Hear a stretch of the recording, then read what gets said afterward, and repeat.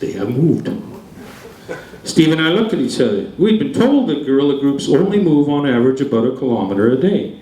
We were not told this group would move while we were tracking it, nor what 1 kilometer actually was in the space and time of Burundi. Very quietly and slowly we would find out. Lemwich took us off trail, splashing up rocky stream beds, down thicketed water courses, and slippery clay into dense bush. Another 2 hours of this, and Steve was exhausted, and I was almost done.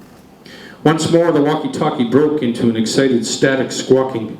Lemwich returned it, pacing back and forth along the trail. He looked at us after it had gone silent.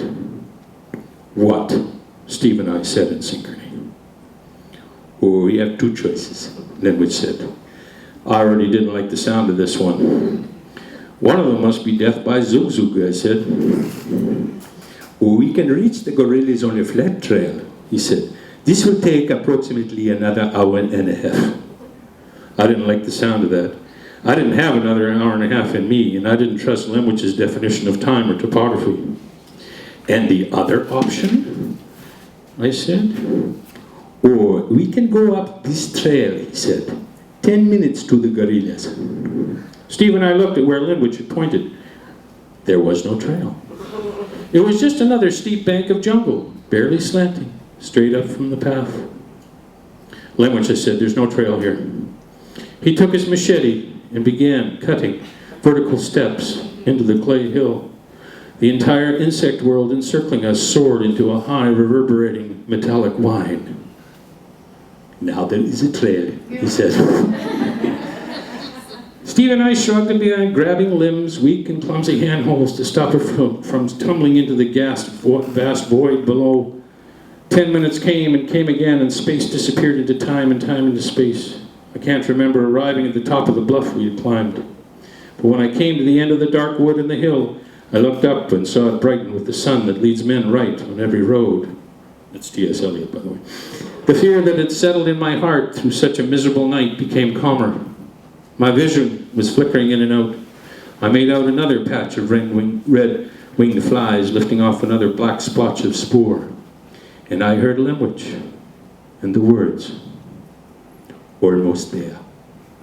And placing his hand on mine with a calm expression that comforted me, he led me towards the hidden things.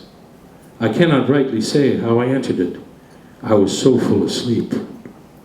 And then there was the smell.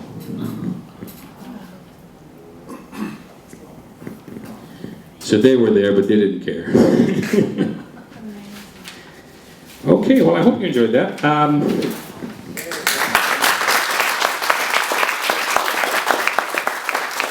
Happy to answer any questions if you have them.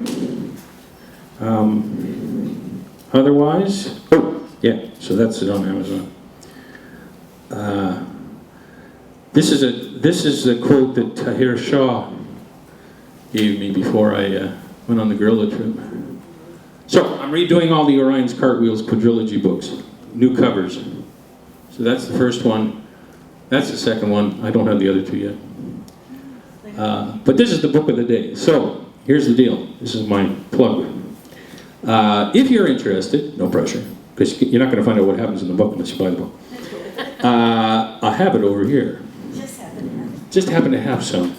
So it goes like this: 1 for 25, 2 for 45, 3 for 65, 4 for 85, and if you buy them all, I'll give you a special deal. Thank you all for coming. Great.